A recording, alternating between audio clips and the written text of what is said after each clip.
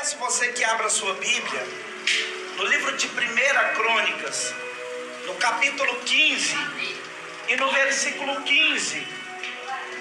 Aleluias!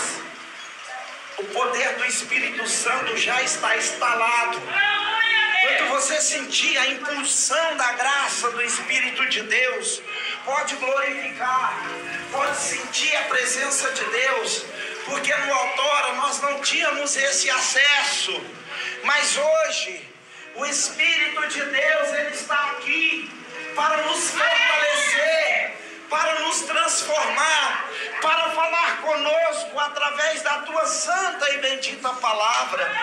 Aleluias! Então glorifique a Deus agora. Louvado seja Deus. 1 Crônicas capítulo 15 e no verso 15. Quem achou, diga glória a Deus. Louvado seja Deus. Louvado seja o nome do Senhor. Aleluias. Que diz assim a palavra do Senhor. Todos acharam, meus irmãos? Quem achou, diga glória a Deus. Diz assim a palavra do Senhor: e os filhos dos levitas carregavam a arca de Deus sobre os seus ombros, e com as suas hastes sobre eles, como Moisés ordenou, segundo a palavra do Senhor. Segundo a palavra. Levanta os seus exemplares para os céus. Aleluia. Diga: Senhor Jesus, fala conosco através da tua palavra. Senhor Jesus, eu não vim ouvir a voz de um homem, porque o Senhor é que marcou o encontro comigo. Eu vim ouvir a tua voz, Senhor. Fala comigo, em nome do Pai, em nome do Filho, em nome do Espírito Santo de Deus. Batam palmas e diga glória a Deus. Aleluia. Glórias a Deus. Queridos irmãos, nós acabamos de ler uma palavra que ela vai nos encher da inspiração divina para nós estarmos atentos no que o Senhor tem para falar conosco nessa noite. A Bíblia aqui está nos relatando sobre a presença de um utensílio que era o algo mais sagrado em Israel, que era a Arca da Aliança. Essa Arca da Aliança, meus irmãos, ela nos diz a palavra de Deus no livro de Êxodo, no capítulo 25, que ela foi criada, ela foi feita por inspiração divina por um homem chamado Maalalel e Bezalel. Esses homens, eles não certificaram o que estavam fazendo, porque o Espírito de Deus entrou neles, encheu eles do poder da excelência para executar essa obra, que não foi só, que teve outros utensílios que foram feitos para Deus naquele dia. E eles fizeram essa arca, que era de madeira de acácia. A madeira de acácia, ela só daria nas montanhas, aonde o homem não tinha fácil acesso. E ela era uma madeira de difícil acesso. Não só de difícil acesso, mas ela também era difícil de ser cortada. Ela não só era difícil de ser cortada, meus irmãos, mas ela era também difícil de ser trabalhada, porque ela era cheia de gomos, que dificultavam um pouco a vida do marceneiro. Mas o Espírito de Deus deu a excelência e a sabedoria para Bezalel e para Maalalel, para cortar a madeira e fazer dessa madeira um utensílio sagrado. Saiba que nós éramos semelhantes a essa árvore, de acácia. Nós éramos de difícil acesso. Não era fácil de se lidar conosco. Não tinha como trabalhar em nossa identidade. Na nossa personalidade era bruta, era de difícil acesso. Mas o Espírito de Deus, um certo dia, utilizou alguém para chegar até nós, para trabalhar através do Espírito Santo, com a palavra santa. E hoje nós somos lapidados, somos prontos e preparados para a obra de Deus. Somos um utensílio dentro da casa de Deus, onde a presença de Deus habita. Aleluias. Então, quando Mahalalel fez essa arca, meus irmãos, ele fez do lado direito 2 argolas, e do lado esquerdo ele fez também mais 2 argolas. E o Senhor inspirou também Mahalalel para fazer 2 varas de acácia. E nessas varas de acácia eles fundiram ouros para entrar dentro das argolas, colocar no ombro dos levitas. E quem podia carregar essa arca era só os levitas ou alguns sacerdotes da árvore de Levi ou do tronco de Arão, porque isso era uma ordenância de Deus. E nisso, meus irmãos, o tempo vai passando. E um certo dia Israel, eles encontraram no campo de batalha com um exército que era muito temido, o exército dos filisteus. E esse exército, eles era temido porque no país dos filisteus tinha fábrica de espada, tinha fábrica de escudo de guerra, tinha fábrica de carros de guerra, tinha fábrica de todo tipo de utensílio para guerras. E por causa dessas fábricas, eles se tornaram muito poderosos, porque eles tinham homens capacitados para lutarem com essas armas com grande excelência. E eles eram muito hábeis em lutar com as armas feitas nessas fábricas. E um certo dia, Israel saiu de um lugar chamado Ebenezer. Ebenezer significa casa de Deus.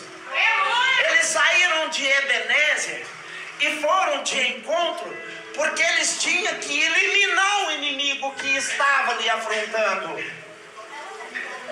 Só que diz a palavra de Deus em 1 Samuel, no capítulo 4, se não me falha a memória, e no versículo a seguir, que Israel estava perdendo a guerra.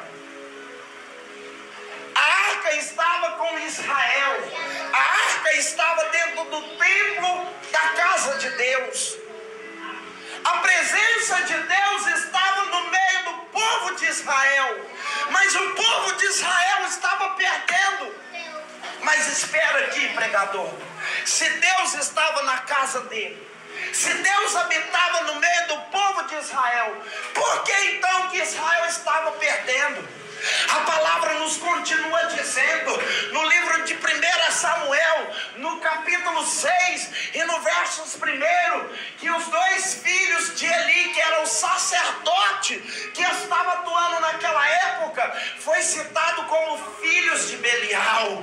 Eles eram homens desonestos, eles eram homens que tocavam no altar de Deus, que mexiam na oferta de Deus, que tocavam nos utensílios que não deveria ser tocado, que fazia todo tipo de trapaça, que estava envolvido com prostituição, que estava envolvido com cultos pagãos, que estava envolvido com todo tipo de impureza. Ei, e se você não sabe, o sumo sacerdote era aquele que tinha um compromisso de pegar a voz do povo e levar para Deus, e depois que a voz do povo chegava em Deus, Deus revelava para o profeta, e o profeta transmitia a voz de Deus para o povo. Então nos diz a palavra de Deus que a parte de ministrar expectativa da igreja estava em pecado, e por causa disso, algo diferente estava acontecendo, porque diz o livro de Isaías 59,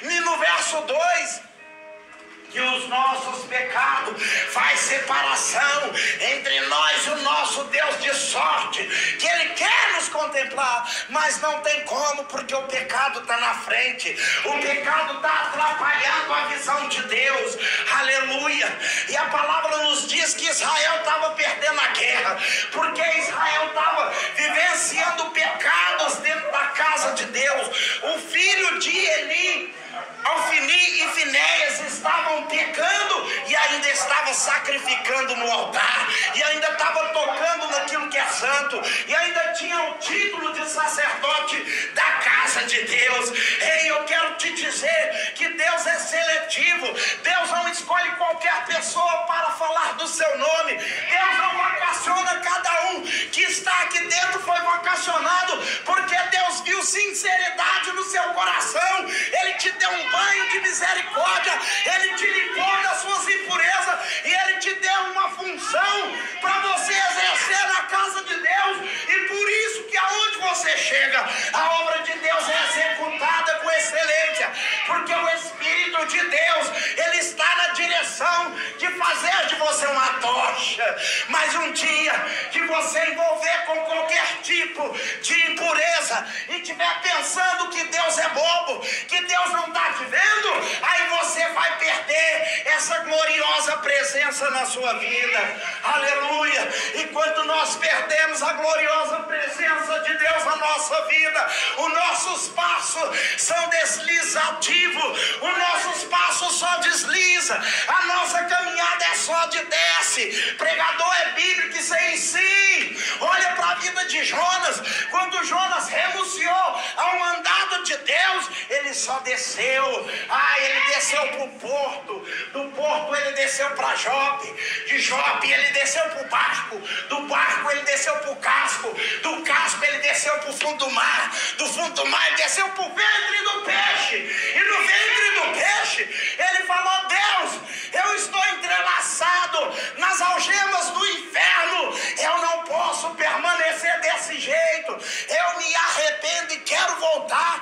Aí Deus fala: isso, aí eu gosto, é assim que eu aprovo, é assim que eu aprovo. Aleluia. E na hora que eles viram, meus irmãos, que eles estavam perdendo a presença de Deus, parece que não tinha ido com eles, e algum deles lá virou e falou assim: já sei o que nós faz.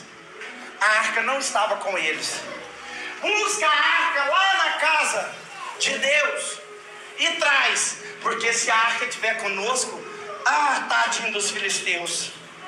Então foi lá os dois homens do pecado, Ofni e Finéias, foi lá buscar a arca, e eles trouxeram a arca, e nos diz a palavra de Deus que quando a arca chega ali naquele lugar chamado Asdod, que era já um município da terra dos filisteus, no povo de Deus deu um brado. Eles deu um glória a Deus tão excelente, tão forte, porque eles viram a arca de Deus, a presença de Deus chegando, e os filisteus ficou com medo, meus irmãos, daquele glória. Eles ficou com medo daquele aleluia. Mas na hora que eles avançaram, sabe o que aconteceu? A presença de Deus não aconteceu nada. Era como se fosse um caixote normal. Não ativou poder, não ativou excelência, não ativou nada. Porque não é só carregar uma Bíblia e falar que é crente e sair pregando que vai dar certo, não.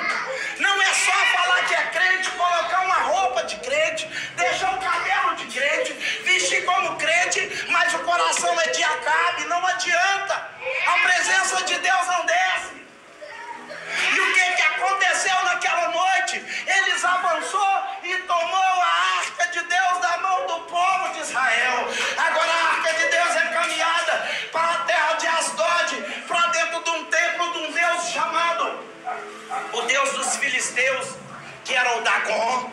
E a arca foi colocada dentro do templo de Dagon, e os filisteus estavam comemorando, porque agora nós vencemos o Deus de Israel. Agora Israel vai ser o nosso escravo, porque todo mundo tinha medo de Israel, por causa que Israel fez muita coisa, meus irmãos. Os levitas colocou o pé dentro do Rio Jordão, o Rio Jordão partiu no meio, e o povo passou em terra seca. O povo passou no Mar Vermelho em terra seca. Eles chegaram diante das muralhas de Jericó, as muralhas de Jericó caiu. Eles tinham muito medo do povo de Israel, porque o povo de Israel viveu 40 anos num deserto onde ninguém sobrevive, onde tem fibra de todos os tipos, fibra zenátia. A fibra zenátia é a pior fibra que tem no deserto, porque você não vê ela, ela fica debaixo da terra. Na hora que você pisa, ela... Mas sabe o que Deus fazia? Aqui não. Aqui vocês ainda têm aliança comigo, então eu tenho um compromisso contigo. Sabe o que eu faço? Colocava uma coluna de fogo, de maneira que ela andava 900 quilômetros na frente de Israel, queimando as fibras zenátil, queimando os escorpião, queimando os escaranguejos, e eles andavam tranquilo. Mas agora o pecado tinha fazido essa presença afastar. A presença de Deus tinha afastado por causa do pecado. E agora a arca estava dentro do templo do Deus Dagon. Chegou uma certa hora, o sumo sacerdote foi oferecer um sacrifício para Dagon, porque o certo na cultura daquela época, o Deus que foi vencido, ele tinha que ceder a terra, e também ele tinha que ser colocado lá no altar dos deuses deles. Aí eles chegam, abrem a casa do templo do Dagon. Na hora que eles olham assim, o Dagon estava caído, com a boca na terra. Eles falam: uai, eu acho que um vento passou aqui e derrubou o Dagon. Aí eles foram embora. Na hora que eles voltaram no outro dia, sabe o que aconteceu? Dagon estava sem cabeça, Dagon estava sem braço, Dagon estava sem perna, Dagon estava só o tronco. Eles falaram: o que é isso? Sabe o que era aquilo? Aonde a presença de Deus entra, Dagon tem que sair. Se Dagon ficar, ele vai ficar sem força nenhuma, porque o nosso Deus é invencível. Não tem ninguém que coloca o nosso Deus por terra. Não tem nenhum rei que tira o nosso Deus do trono. Então, meus irmãos, eles ficaram assustados com aquilo. Você viu o que o Deus de Israel fez com o nosso Dagon? Eu não quero mais esse Deus não. Aí eles pegaram ele, sabe o que eles fizeram? Mandaram eles para a terra de Gate. Pegou essa arca, mandou a arca para a terra de Gate. E eles colocaram a arca lá na terra de Gate. De repente os homens começaram a ter hemorroidas, começou a sair chagas, tumores, pulso. O povo estava apodrecendo em vida, irmãos. O povo andava, a cidade fedia tanto, que diz os historiadores que ficou um lugar insuportável de viver. Tanta catinga de pus, de ferida, que estava putrefecando o povo vivo. E eles falaram: não podemos ficar com essa arca aqui não. Mandaram ela para Ecrom. Chegou lá em Ecrom, sabe o que aconteceu? Deu uma praga de rato. Rato que saía até de tudo quanto é canto. Rato que saía da despensa. Vocês sabem o que é uma praga de rato? Não deixa nada inteiro. Come o sapato, come a saia, come tudo, irmãos. O rato é terrível. Eles viram: não, nós também não vamos ficar aqui com isso aqui. Aí sabe o que eles fizeram? Eles falaram assim: já sei o que nós faz. Vamos fazer uma prova se é verdadeiramente o Deus deles. Que prova? Nós temos umas vacas ali de bezerrinho. Vaca de bezerro não sai de perto do curral. Ela fica ali cuidando dos bezerrinhos, ela não sai. Você pode tocar ela, bater nela, na hora que você voltar ela vem atrás. Porque ela está ali, o bezerro de leite novo, ela não vai embora. Aí eles falaram assim: vamos fazer uma carroça, vamos colocar essa arca em cima. Se é o Deus deles que está ferindo a nossa nação, o nosso povo, essas vacas vão embora e vai levar esse trem para lá, para longe da nossa nação. Agora, se não for, nós temos que ver o que nós vamos fazer com isso, porque está acabando com nós. Aí eles fizeram a carroça, colocou a arca na carroça e a carroça foi embora. A vaca ia mugindo, mas foi embora. Foi embora. Sabe por quê? Porque o nosso Deus, ele não erra o endereço. O nosso Deus, ele não erra o seu nome. O nosso Deus, ele não pune o inocente. O nosso Deus, ele é um Deus ciente. É um Deus onisciente, é um Deus que conhece tudo. É um Deus que sabe tudo. Então a palavra dos Deus nos fala que essa arca ela foi. E chegou lá em Queriate Jearim, ela agarrou numa pedra. E ela agarrou numa pedra e tinha uma turma israelita trabalhando numa lavoura. E esses israelitas vieram e viram a arca. E ali eles começaram a glorificar, a exaltar a Deus, porque a arca de Deus tinha voltado para o meio do povo. Até aí estava tudo tranquilo, teve uma festa, eles quebraram a carroça, fizeram um holocausto, matou as vacas, sacrificou elas, assou elas no altar, apresentou um holocausto para Deus. Mas eles falaram: será que a arca da aliança é a mesma? Será? Tinha 50.070 pessoas lá. Eles falaram: vamos ver se é ela mesmo, vamos. Na hora que eles abrem a tampa do propiciatório, 50 pessoas e 70 caíram mortos, porque tocou naquilo que não poderia ter tocado. É por isso que muitas pessoas estão mortas dentro da igreja e não conseguem se ativar as suas vidas com Deus, porque está tocando naquilo que não pode, está perseguindo aquilo que não pode, está fazendo de qualquer jeito. E o nosso Deus, ele não recebe um sacrifício de qualquer jeito. O nosso Deus, ele não recebe de qualquer jeito. Tem as pessoas certas para cada função. Ei, cada um tem sua função na casa de Deus. Um lava a igreja, outro limpa o banheiro, outro prega a palavra, outro abre o culto, outro canta, o outro louva, o outro conta testemunho, o outro dirige a igreja. Porque a nossa igreja, o nosso Deus, é um Deus de hierarquia, é um Deus que não erra nas escalas. E aí eles queriam tocar, mas eles não podiam. Quem podia tocar naquela arca era só os que eram da árvore de Levi ou do tronco de Arão. Aí eles ficou com medo. Eles ficou com muito medo. Aí eles falaram: já sei para onde nós vai levar essa arca. Tem um sacerdote ali em Queriarim. Tem um sacerdote ali em Queriate Jearim. Vamos levar para a casa dele. Qual é o nome dele? Abinadab. Os filhos dele, tudo é sacerdote. Eles se viram com isso para lá. Colocou lá, meus irmãos. E a Bíblia fala que ficou lá 20 anos essa arca. Colocou lá na varanda lá. E os caras também não estavam nem aí. E o sacerdote foi deixando a arca lá. E a arca foi ficando lá. Presta atenção, que isso vai ser de extrema importância para o seu ministério. Ela foi ficando lá. Foi ficando. Mas um certo dia, Davi foi ungido a rei. Porque Davi, ele teve 3 unções. Davi, ele foi ungido a rei dentro da casa dele, na frente do pai, dos irmãos e da mãe. Davi teve a segunda unção em Ecrom, ou seja, em Hebron. Ele foi ungido pelo sacerdote, pelos levitas e pela junta sacerdotal. A terceira unção, ele foi ungido diante de toda a nação de Israel. E Davi então recebe a segunda unção dele. E ele fala: já sei o que eu vou fazer. Eu não posso reinar sem a presença. A presença de Deus não estava em Israel, porque estava lá em Queriate Jearim, na casa de Abinadab. Ficou lá por 20 anos.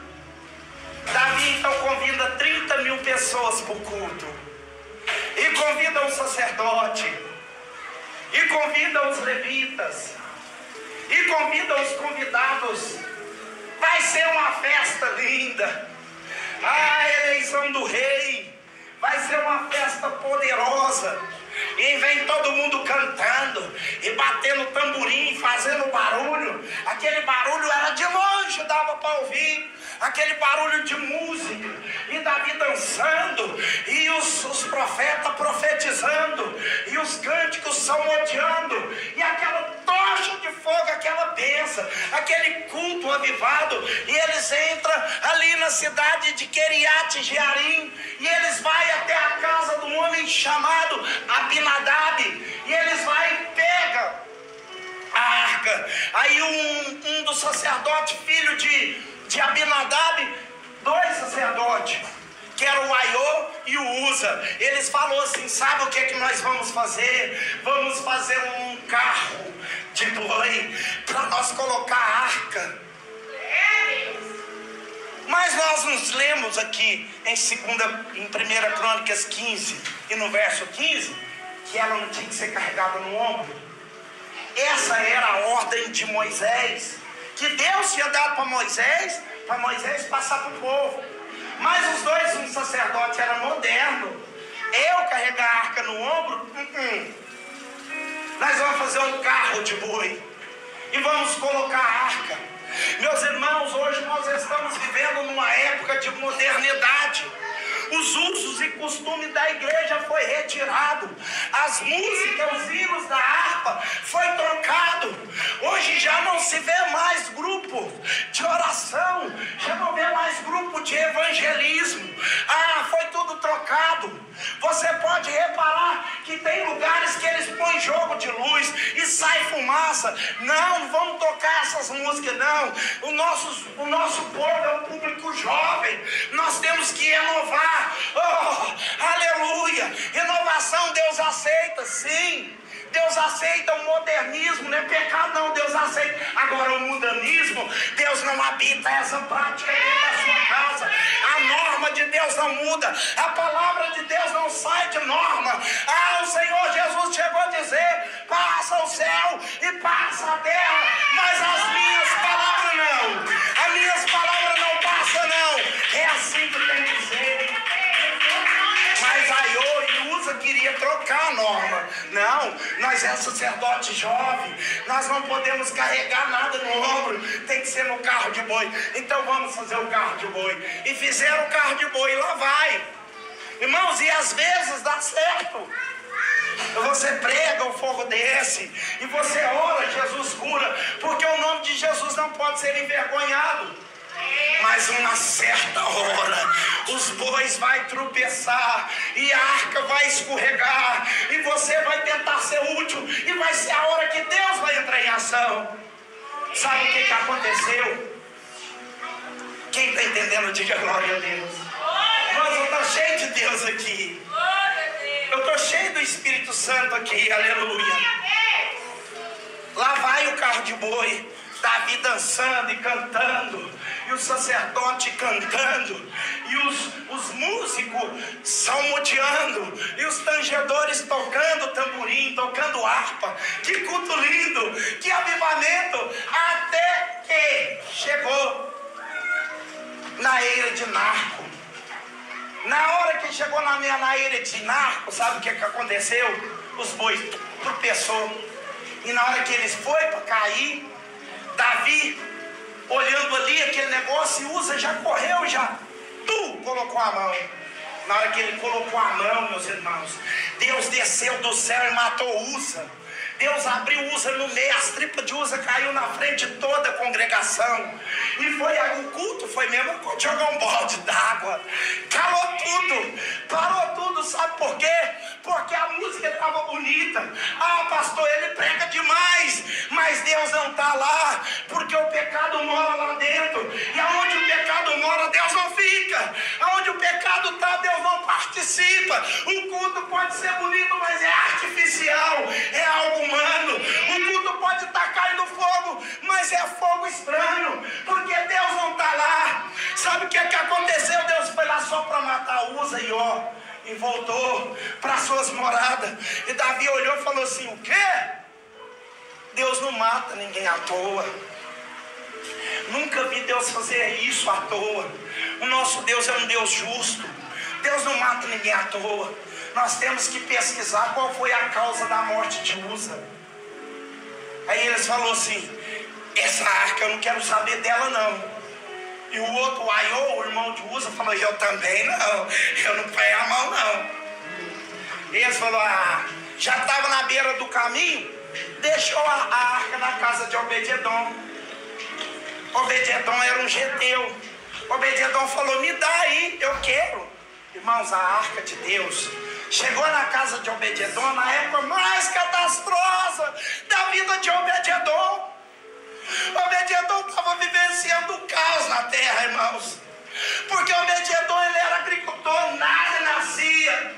Por causa das pragas que Deus mandou para os filisteus, nada nascia. Ele estava com conta atrasada. A mulher estava doente, era estéril, não podia ter filho. O sonho dele era ser pai. A casa de Obed-edom estava para cair, mas ele não tinha recurso para levantar uma casa melhor. De repente chega a casa de Obed-edom, a presença de Deus na arca. E a arca entra para dentro, e Obed-edom abraça a arca com carinho e coloca a arca dentro da sua sala. Ah, meus irmãos, enquanto você recebe a presença de Deus com bom grado, sabe o que acontece?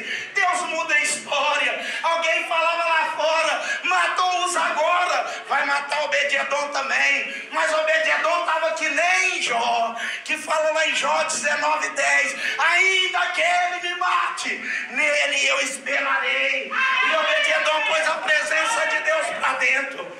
A arca ficou 3 meses na casa de Obed-edom. Nesses 3 meses, as folhas de couve de Obed-edom nasciam desse tamanhozão. Ah, lá dava cenoura. Ah, lá dava pepino. Ah, lá dava jabuticaba. Lá dava laranja. A prosperidade de Deus começou a fertilizar a terra. Aleluia. A mulher de Obed-edom ficou grávida, teve filho, foi curada. Deus começou a abençoar a vida de Obed-edom de uma tal forma que de repente o povo olhava para Obed-edom e falava: nossa, Deus está na casa de Obed-edom, Deus está na vida de Obed-edom. Agora Obed-edom era empresário, agora ele vendia para toda a cidade. Estava bonito, ele tinha muito dinheiro, estava bom para ele. Aí Davi falou: opa, vamos lá buscar a arca de volta. Eu acho que nós estamos perdendo isso aí. E eles chegaram lá, pegaram a arca na casa de Obed-edom. E Obed-edom falou assim: você pode até levar ela, mas eu vou junto. E eles colocaram o Obed-edom de guardião da arca. E a arca foi colocada na casa de Deus novamente. O que eu quero dizer com tudo isso? Que nem sempre a presença de Deus que faz milagre na sua vida vai fazer milagre na vida daquele que está te olhando, que está tentando te espelhar.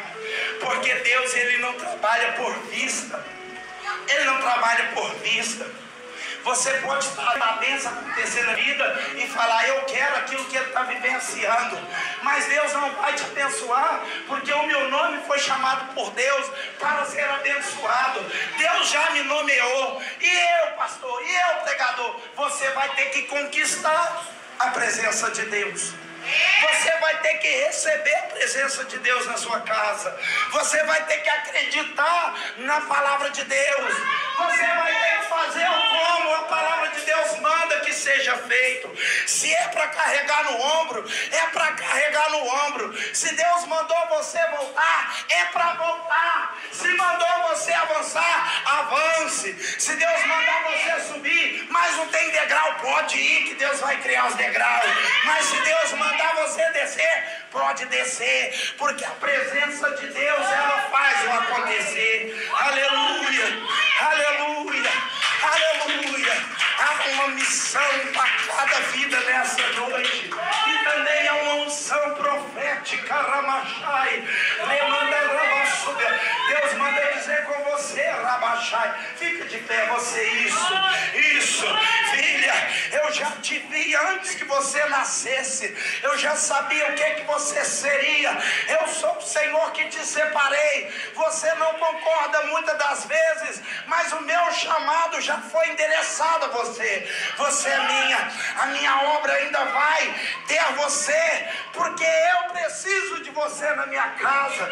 E ainda que você não queira, eu sou o Senhor da sua vida e nada muda. Assim diz o Senhor. Aleluia.